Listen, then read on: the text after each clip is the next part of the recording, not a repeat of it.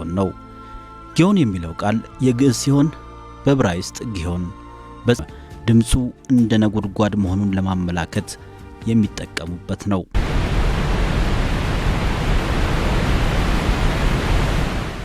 ጊዮን በመጽሐፍ ቅዱስ ከኤደን ገነት ከሚወጡትና ምድር ስትፈጠር የቆመችበትን መሰረት እንዲያጠናክሩ ኃላፊነት ከተሰጣቸው 4 ወንዞች አንዱ ሆኖ ተጽፏል። ገነትን የሚያጠጣው የኤደን ወንዝ ካሉት 4ቱ አንዱ ጊዮን ወይም አባይ ነስቶ ጎጃምን ዞሮ ወደ ሱዳን የሚሄደው ኢትዮጵያን ይከባታል የሚሉት ጊዮን አባይ ነው።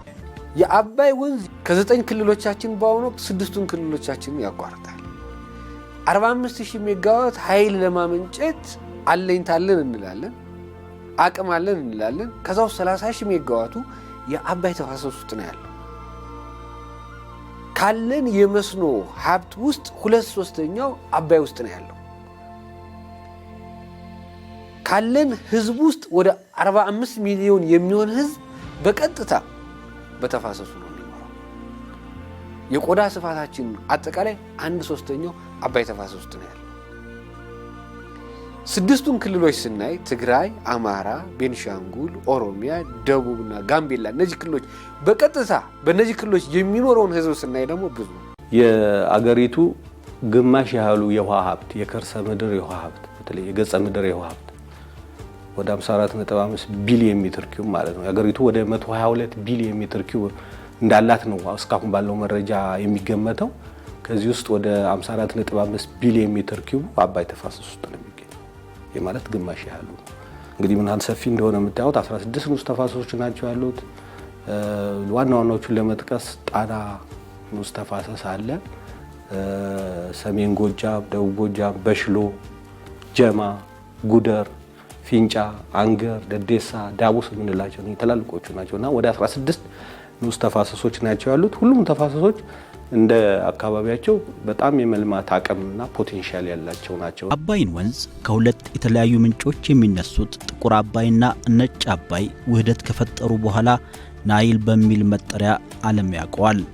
ነጩ አባይ ኡጋንዳ ከምትጋራው የ4 ሀገራት ንብረት ከሆነው ቪክቶሪያ ሐይቅ በመነሳት 5584 ኪሎ ሜትር ወደ ሰሜን አቅጣጫ ተጉዞ ካርቱም ውስጥ ኦምዱርማን ከሚጠብቀው ጥቁር አባይ ጋር ይገናኛል። ጥቁር አባይ በምዕራብ ጎጃም ዞን ከግሽ አባይ ተራራ ስር በሰከላ ወረዳ ምንጭ ሆኖ ፈልቆ ሐይቅ ሲሰርግ በጣና ተውጦ አይቀርም። በጣና ላይ እየሰፈፈና ቁልቁል ወደ ጢስ አባይ እየጎረፈ በደጀን በኩል ወደ ሱዳን ካርቱም፣ ግብጽና ወደ ሜዲትራኒያን ባህር ወርዶ ይቀላቀላል። አባይ በዓለም ረጅም ወንዝ ነው፣ ግን ከመነሻው እስከ መድረሻው አሁን ባለው 11 ሀገሮችን አቆራርጦ ነው የሚሄደው። እንዳለመታደል ዝናብ ያላቸው ከፍተኛ ተራሮች ይነሳና አብዛኛው መንገድ የሚጓዘው ግን በረሃ ውስጥ ነው። ለዚህ ለኛ ከዝናብ ጋራ ብዙም አልተጠቀምንበትም። ዝናብ የሌላቸው ግብጽና ሱዳኖች ግን ለረጅም ጊዜ ተጠቅመውበታል። ውሃ ብቻ አይደለም ደለልም ይዞላቸው ይላል። የግብጻውያን በአጠቃላይ ህይወታቸው በአባይ ላይ የተመሰረተ ነው፣ በአባይ ሸለቆ ላይ የተመሰረተ ነው። ምክንያቱም ግብጽን በመናይበት ጊዜ መልክዓ ምድሩ በአብዛኛው በረሃማ ነው። ነገር ግን የአባይ ተፋሰስን ይዘን ከጣና ሐይቅም ሆነ ከቪክቶሪያ ሐይቅ ተነስተን ወደ ግብጽ ስናመራ ወደ ሜዲተራኒያን ባህር ስናመራ በወንዙ ተፋሰስ ዳርቻ ቀኝና ግራ ላይ ብዙ ስልጣኔዎች ተመስርተዋል። ከወንዙ ግራና ቀኝ በሌላ አቅጣጫ ስናየው ግን ሙሉ ለሙሉ ግብጽ በረሃማ ህይወት የለም እዛ አካባቢ። አባይ የስልጣኔ ምንጭ ከሆኑት የዓለማችን ጥቂት የወንዝ ስልጣኔዎች አንዱ ነው። ቀደምት ከሚባሉት ስልጣኔዎች ጥንታዊ ግብጽና ኑቢያ የዛሬዋ ሱዳን ስመ ገናናዎቹ ናቸው። ወንዙ ለነዚህ ታላላቅ ስልጣኔዎች የእርሻ ሥራ አስተማማኝ የውሃ ምንጭ በመሆን የሁለቱን ስልጣኔዎች እድገት ቅርጽ አስይዟል። የግብጽ ግዙፎቹ ፒራሚዶችና ታላቁ ስፊንክስ የአባይ ሸለቆ ስጦታዎች የከፍታ ዘመን ነጸብራቅ ናቸው። ይሄ የግብጽ ታሪክ በአባይ ወንዝ ላይ ያለው ታሪክ ረጅም ጊዜ የቆየ ታሪክ፣ ለስልጣኔያቸው ምንጭም መነሻም የሚሆነው የአባይ ውሃና የአባይ ወንዝ ደለል ነው። እንግዲህ አንዳንድ ሰዎች እንዳውም የግሪክ ስልጣኔ የሚባል የለም የአባይ ስልጣኔ ነው የሚሉ። በአንድ በኩል ስታየው እነ ሄሮዶቶስ እነ ፓይታጎረስ ምንላቸው ትልልቆች ፈላስፋዎች ግብጽ ውስጥ ነው የኖሩት፣ ግሪክ አይደለም የኖሩት። ስለዚህ ለግብጽ ስልጣኔ ለግብጽ እድገት ትልቁን ድርሻ የያዘው የአባይ ወንዝ ከነዚህ ከላይኛው ተፋሰስ ሀገሮች ከ9 ሀገሮች ነው የሚነሳው። ከ9 ደግሞ ትልቁን ድርሻ የምትሰጠው ኢትዮጵያ ናት 86%። ከግብፃውያን በተጨማሪ የአባይ ሸለቆ እና የአባይ ወንዝ ወይም የአባይ ተፋሰስ የኩሻውያን ስልጣኔ የሚባል ስልጣኔ ነበር። አሁን ሱዳን በሚባለው አካባቢ ተመስርቶ የነበረ ስልጣኔ ነው። ይሄ የኩሽ ስልጣኔ የተመሰረተው ሁለቱ ነጭ አባይና ጥቁር አባይ የሚገናኙበት ቦታ ላይ ነው። አሁን በሰሜን ካርቱም አካባቢ ያለ ቦታ ላይ ነው። እዛ ላይ የነበረ ስልጣኔ ነው። በአብዛኛው የኩሻውያንና የኩሻውያን በተለይ ስልጣኔ በምንመለከትበት ጊዜ ከግብፃውያን ስልጣኔ ጋር ይመሳሰላል።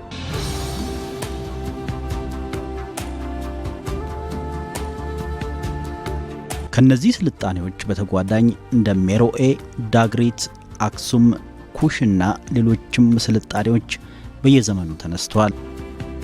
አባይን ተፋሰስ ከመጀመሪያው ይዘን ወደ እስከ መጨረሻው እስከሚያከትምበት ባህር ድረስ ስንሄድ በግማሽ መንገድ በተፋሰሱ ማለት ነው በፈሰሱ ግማሽ መንገድ በላይ በኩል ሜሮኤን እና አክሱምን መዲናዎች ጨምሮ አባይ ወይም የአባይ ሸለቆ ለሰው ልጅ ታሪክ እጅግ በጣም ትልቅ እና ጉልህ አስተዋጽኦ ያለው ወንዝ ነው በስልጣኔው መምጣት ማለት ነው። ስለዚህ የነዚህ ስልጣኔዎች ግንኙነት እጅግ በጣም የተቀራረበና የተቆራኘ ስልጣኔ ነው። የአባይ ውሃ ከፖለቲካዊ ፋይዳውና ኢኮኖሚያዊ ጠቀሜታው ባሻገር በባህልና በእምነት አንጻር የጎላ ሚና አለው። የአባይ ወንዝ በሱዳኖችና በግብጾች ዘንድም ቅዱስ ውሃ ነው ተብሎ ይታመንበታል። በጥንታዊ ግብጽ ናይል የአማልክት ሁሉ አምላክ መገኛ ተብሎ እንደሚታመንበትም መረጃዎች ያመለክታሉ። ጥንታዊ ኩሽም በለው ጥንታዊ ግብፃውያንም በለው ሜሮይቲክ ኑቢያንም በለው ያለ አባይ መኖር ስለማይችሉ ውሃው ለማፈርና ውሃ ይዞላቸው ስለሚሄድ ውሃውን ግብፃውያን እንደ ቅዱስ አምላካቸው አድርገው ነው የሚቆጥሩት። በተለይ ሃፒ የሚባል ስያሜም ነበር። ሃፒ ብለው ነበር የሚጠሩት ራሱ ወንዙን ማለት ነው። ይህም ትርጉሙ ምን ማለት ነው? የአምላኮች ሁሉ አምላክ የአባይ አምላክ የሚል ስያሜ ይሰጡታል በአረበኛ ማለት ነው። ስለዚህ ይህንን ወንዝ ለመመሰል በድንጋይም ሆነ በእንጨት በተለያዩ ነገሮች ቅርጻ ቅርጾችን እየቀረጹ ጣዖቶችን ይሰሩ ነበር። ሁሉም ማለት ይቻላል። አሁን የግብጽ የመቃብር ቦታ እነዚህ ፒራሚድ የሚባሉት በአባይ ወንዝ በስተምዕራብ በኩል ነው ያሉት። ይህንንም ከፀሐይ መውጣትና መግባት ጋር ስለሚያመሳስሉት ነው። ፀሐይ በምስራቅ ይወጣል፣ በምዕራብ ይገባል። ስለዚህ እነሱም አምላክ በምስራቅ ይወጣል፣ ሲሞቱ ደግሞ በምዕራብ በኩል ነው የሚቀብሯቸው። ስለዚህ የፒራሚዶቹ መሰራት ከዚህ ጋር የተያያዘ ነው። ካላቸው ከሃይማኖታቸው ጥብቅ ቁርኝት ከወንዙ ጋር ካላቸው ጥብቅ ቁርኝት ጋር በተያያዘ ነው። እንደዚሁም ወደ እኛም ሀገር በምንመጣበት ጊዜ በአባይ ወንዝና በአባይ ሸለቆ አካባቢ እጅግ ብዙ አምልኮቶች መስዋዕቶች ይሰዋሉ። ይህም ለወንዙ ያላቸውን ክብርና አምልኮት ለመግለጽ ነው። ውሃው በሚፈልቅበትና የአባይ ወንዙ በሚፈስበት ቦታ የሚሰው ለወንዙ የተለየ ክብር አለው። አዝመራውን ውርጭ እንዳይመታው፣ ትልና በረድ እንዳያጠቃው፣ ቤቱ ሁሉ በረከት እንዲኖረው የአባይ ጸበል ይረጫል። ለዚህም ነው በኢትዮጵያ በተለይ የጥቁር አባይ መነሻ በሆነችው ግሽል ለምድር ከገነት ቅዱስ የጠበል ውሃ መሆኑን የሚናገሩት።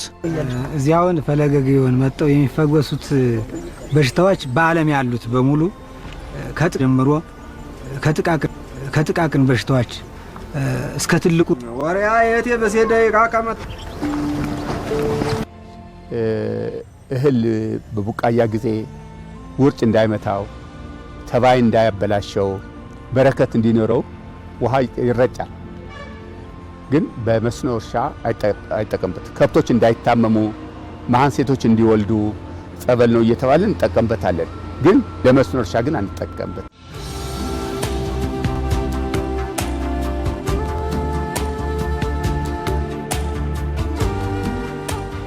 የአባይ ውሃ ምንጭ ኢትዮጵያ ብትሆንም ለዘመናት ያለ ከልካይ በወንዙ ተጠቃሚ እንደሆኑት እንደ ሱዳንና ግብጽ በውሃው ለመጠቀም ሳትችል ቆይታለች። ሱዳንና ግብጽ ሌሎቹንም የናይል ውሃ ምንጭና ባለቤት የራስጌ ሀገሮችን ያገለለ ክፍፍል በማድረግ ለብቻ ባለመብቶች ሆነውም ቆይተዋል። ለተፋሰሱ ሀገሮች ለግማሾቹ ወይም ለጥቂቶቹ ማለት ይቻላል ለጥቂቶቹ ጠቅሟል፣ ለሌሎች ደግሞ የጎዳ ነው። ሚዛናዊ አይደለም የአባይ ጥቅም ስናየው። ለግብጽና ለኑቢያ ለኩሻይት ስልጣኔ በመናይበት ጊዜ የአባይ ለስልጣኔያቸው ምክንያት ነው፣ ሌላ ምክንያት የለም። በዚህም የተነሳ የተለያዩ ፒራሚዶች ተሰርተዋል። ሜሮይን እንኳን ብናይ የኩሻይት ስልጣኔ እንኳን ብናይ አሁን ካርቶምና አካባቢ በሚባለው ቦታ ላይ ወደ 200 የሚሆኑ ፒራሚዶች ተሰርተው አሉ አሁን ድረስ በአርኪኦሎጂ ተቆፍረው የተገኙ ማለት ነው። የግብፃውያን ደግሞ ያው እንደሚታወቀው እጅግ በጣም ብዙ ፒራሚዶች ነው ያሉት። እነዚህ ለግብጽ አንደኛ የገቢ ምንጫቸው ነው። በቢሊዮን የሚቆጠር ብር ነው የሚያገኙት። እጅግ በጣም ቁጥር አንድ የቱሪስት መዳረሻ ሀገር የምትባል ናት ግብጽ፣ በእነዚህ ፒራሚዶች የተነሳ በአባይ የተነሳ ማለት ነው። በሌላው ግን ስናየው ደግሞ እንደ ኢትዮጵያ ላሉ ሀገሮች ደግሞ አባይ ምንም የጠቀመው ነገር የለም፣ የጎዳው ነገር ነው ያለው። ምክንያቱም ለማፈሯን ኑሯና ውሃዋን ጠራርጎ ስለሚወስድ ማለት ነው። ከክርስቶስ ልደት በፊት ሄሮዶቶስ የተባለው ፈላስፋ ያለው ነው ግብጽ የአባይ ስጦታ ናት ብሎ ያለው ለምንድን ነው? በአባይ ወንዝ ዳርቻ 96 በመቶ የግብጽ ሕዝብ ይኖራል። ሌላው 96 በመቶ የግብጽ መሬት ደግሞ በረሃ ነው። 4 በመቶ ብቻ ናት። ስለዚህ 96 በመቶ በረሃ በሆነበት ሀገር በ4 በመቶ በአባይ ሸለቆ ውስጥ የሚኖሩ ኑሯቸው በዛ ላይ የተመሰረተ ህዝቦች ነው የኖሩበት። ስለዚህ ግብጾች ያለ አባይ መኖር አይችሉም። ውሃውም ለሙም ማፈር ያስፈልጋቸው ነበር። የሚያሳዝነው ይህን እስካሁን ድረስ ይዞ መምጣታቸው ብቻ ነው። ድሮነታቸው ነው። አሁን ግን የማያሳምን ነገሮች አሉ። አሁን የግብጽ ኢኮኖሚ የተመሰረተው በግብርና አይደለም። በአባይ ወንዝ ዳርቻ ላይ ባለው እርሻ ላይ የተመሰረተ ኑሮ አይደለም ያላቸው። ምክንያቱም ከዛ ውጭ ነዳጅ አላቸው፣ ወደብ አላቸው፣ የሱዊዝ ካናል አላቸው። በተለይ ከቱሪዝም የሚያገኙት ገቢ በጣም ትልቅ ነው። ኑሯቸው የተመሰረተው በሌላ ነገር ላይ ነው። አሁንም እንደ ድሮ በግብርና ላይ የተመሰረተ ኑሯቸው ቢሆን ያለ አባይ መኖር አንችልም ቢሉ ያምርባቸው ነበር። ለዘመናት ሳይቆራረጥ ለግብጽና ኑቢያ ስልጣኔ መሰረት የሆነው አባይ ኢትዮጵያውያንን የበይ ተመልካች አድርጎ ቢቆይም ለሀገሬው የኩራት ምንጭ ከመሆን አላገደውም። የቀደመው ትውልድ በተረት፣ በእንቆቅልሽ፣ በዘፈን፣ በግጥም፣ በቅኔ፣ በዜማ፣ በቀረርቶ፣ በፉከራ አወድሶታል። በስሙም ይጠራበታል።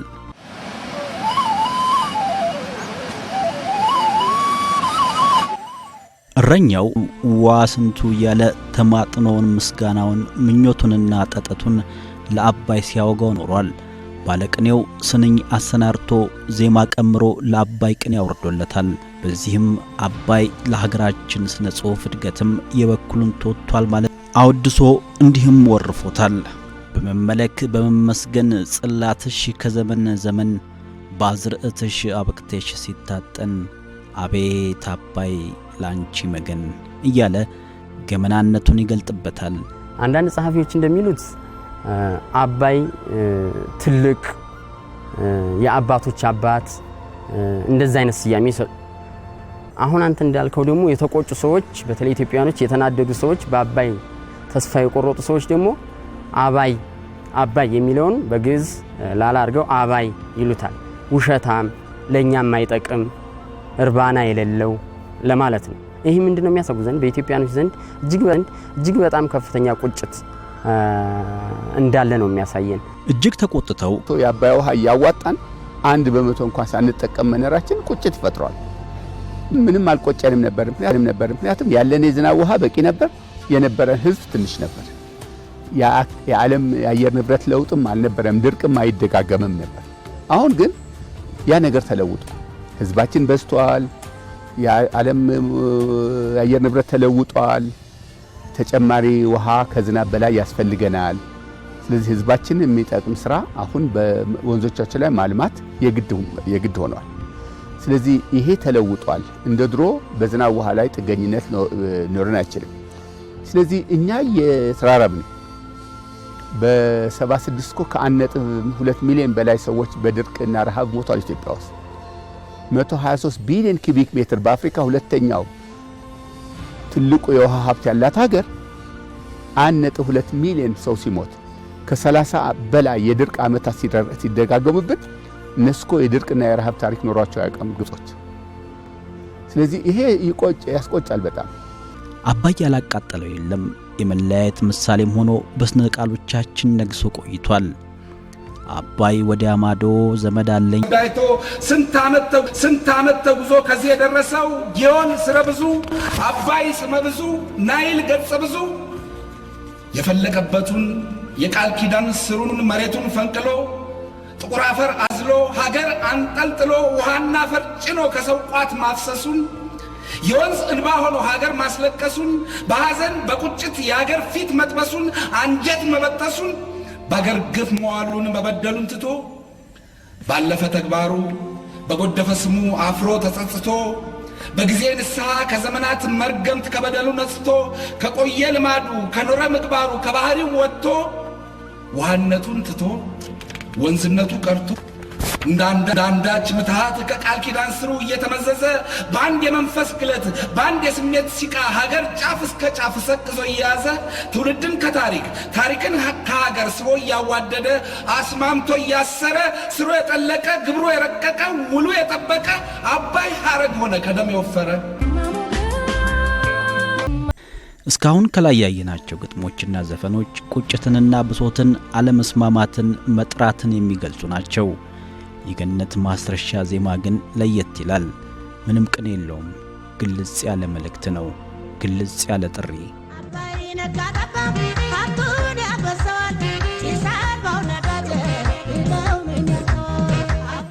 ይህ ሙዚቃ የወጣው የታላቁ የህዳሴ ግድብ የመሰረት ድንጋይ ከመጣሉ በፊት ነው።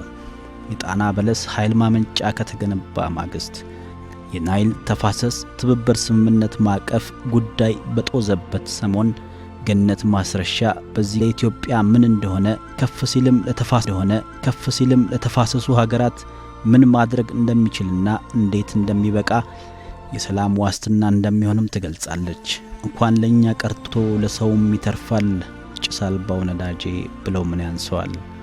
አባይ አንተ ያለህ ታላቁ ወንዛችን መሳለቂያችን ወድሞ በእንጨት በኩበት ምጣድና ምድጃ እኮ አሁን ሊቀር ነው። ወደዚህ ንጹህ ታዳሽ ኃይል ምንጭ እኮ ለህብረተሰባችን እናቀርባለን። በተለይ ለሴቶች ለእናቶቻችን ለእህቶቻችን ትልቅ የሥራ ጫናን የሚቀንስላቸው አሳን ብናረባበት ፋብሪካ በየቦታው ኤሌክትሪክ ባይቆራረጥ በሙሉ አቅም ቢሰራ አዳዲስ ፋብሪካዎች ቢከፈቱ ለዚህ ሁሉ ወጣት እኮ የሥራ ዕድል ይፈጥርና ስደት ያስቀርልን ነበር። ኢትዮጵያ ውስጥ አሁን የተጀመረው በአፍሪካ ብቸኛው በኤሌክትሪክ የሚሰራው ባቡር እኮ ኤሌክትሪክ ሲኖር ነው። ነዳጅ ወጪያችን ይቀንሳል። በነዳጅ ላይ ጥገኛ መሆናችን ይቀራል። ይሄ በሀገር ውስጥ የምንጠቀመው ነገር ነው። ይሄ ግድብ አልቆ ወደ ውጭ ብንሸጥ እኮ በቢሊዮን የሚቆጠሩ ብሮች በአመት እናመጣለን። የህዳሴ ግድብ እኮ ዋጋውን ራሱ በአጭር ጊዜ ይሸፍናል። የሌሎች ግድቦች፣ የሌሎች መንገዶች፣ ሌሎች የቤት ልማት ስራዎች የሚተርፍ ገንዘብ ያመጣል እኮ። ስለዚህ በሀገር ውስጥ ኑሯችን ይለውጠዋል። ምን ለውስ ነው። ሁለተኛ ከጎረቤት ሀገሮቻችን ጋር ያለን ግንኙነት ደግሞ በጣም ያሻሽለዋል። ምክንያቱም በውጭ ምንዛሬ ልንሸጥ ነው፣ በጣም ብዙ ገንዘብ እናገኛለን። ሁለተኛ የጎረቤት ሀገሮቻችን በእኛ መብራት የሚጠቀሙ በእኛ ልማት የተጠቀሙ ሀገሮች ለእኛ ሰላም ዘብ የሚቆሙ ይሆናሉ። አረንጓዴ ረሃብ ተብሎ በረሃብ ልሞት አንችል። ይሄን ሀብት መጠቀም አለብን። ግብፃውያን መኖር እንደሚፈልጉ ሁሉ፣ ሱዳናውያን መኖር እንደሚፈልጉ ሁሉ፣ ማንኛውም የዓለም ህዝብ መኖር እንደሚፈልጉ ሁሉ ኢትዮጵያ መኖር ትፈልጋለች። ለመኖር ግብፅ አባይን እንደምትጠቀሙ ኢትዮጵያ መጠቀም ትፈልጋለች። ምክንያቱም ከድህነት መውጫ መንገዷ ስለሆነ ከፍተኛ የሆነ ኃይል እናመነጫለን። ያ ኃይል ለኛ ስራ ይፈጥርልናል፣ ለኛ ገቢ ያስገኝልናል። ያለውን እርግጥ ለምሳሌ 32% ነው በየአመቱ የኃይል ፍላጎታችን እያደገ ያለ። 65 ሚሊዮን ኢትዮጵያውያን ኤሌክትሪሲቲ አቅርቦት የላቸው፣ በጨለማ ውስጥ ናቸው። እናቶቻችን እንዴት ምግብ እንደሚያበስሉ እናውቃለን። በገጠር 85% ህዝባችን በገጠር ነው የሚኖረው። ለዚህ ሁሉ ኤሌክትሪሲቲ ማድረስ አለብን። ግብፅ 97% ህዝብ በገጠር ያለው ኤሌክትሪሲቲ ያገኛል። ከተማ ውስጥ ያለው 100% ኤሌክትሪሲቲ ያለ ማን ነው መኖር አለ ለኢትዮጵያም የሞት የሽረት ጉዳይ ነው ማለት ነው። አባይ ለአሁን ላለን ህዝብ በተለይ ለወጣቱ ስራ መፍጠር የምንችለው ኃይላችንን ስናመነጭ ነው ስንጠቀም። ስለዚህ አባይ ለኛም የህይወትና የሽረት ጉዳይ ነው ማለት ነው። የሽረት ጉዳይ ነው ግን ብለን አናውቅም አንልም።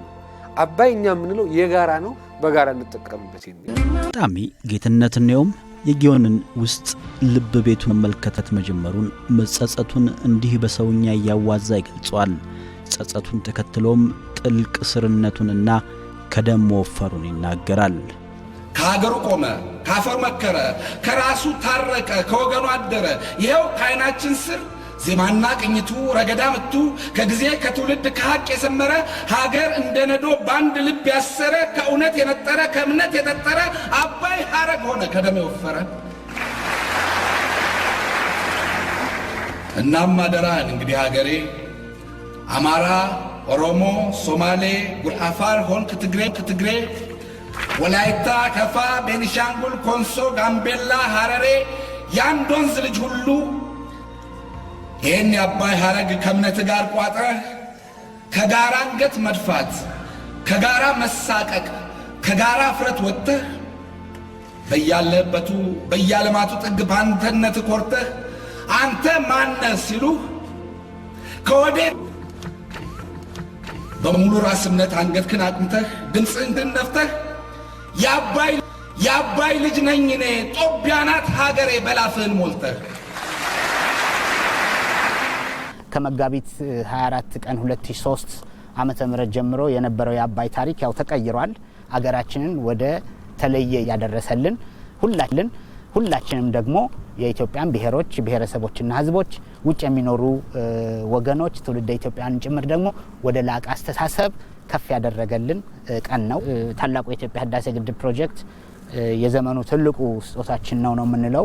በዓለም አቀፍ ስምምነቶች ተጽዕኖ የነበረ ወንዝ ነው። ታሪክ እንዳለው ይታወቃል። ያንን ግን ስልታዊ በሆነ አካሄድ ስትራቴጂክ በሆነ አካሄድ ቀይረነዋል።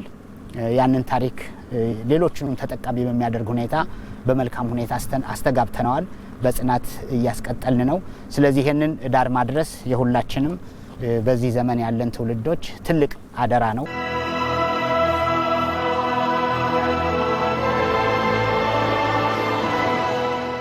የአባይ ውሃ 85 በመቶ ምንጩ ኢትዮጵያ መሆኗን ዓለም ያውቃል።